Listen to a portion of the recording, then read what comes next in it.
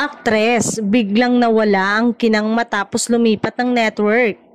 Kung dati ay itinuturing na isa sa pinakamaningning na bituin ng kanyang network, ngayon ay usap-usapan na tila nalaos na ang isang aktres matapos ang kanyang kontrobersyal na paglipat. Bago ang kanyang paglipat, sunod-sunod ang kanyang proyekto. May teleserye, pelikula at kaliwat ka ng endorsement.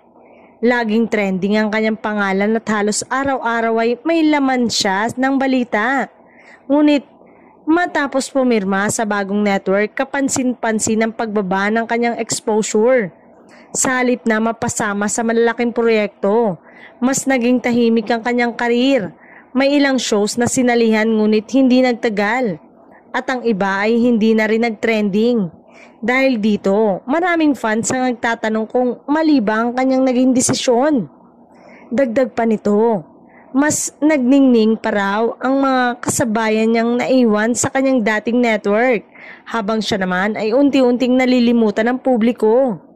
Ngayon, malaking tanong, makakabalik pa kaya sa spotlight ang aktres na ito o tuluyan na siyang magiging bahagi ng listahan ng mga artistang nawalan ang kinang matapos ang network switch?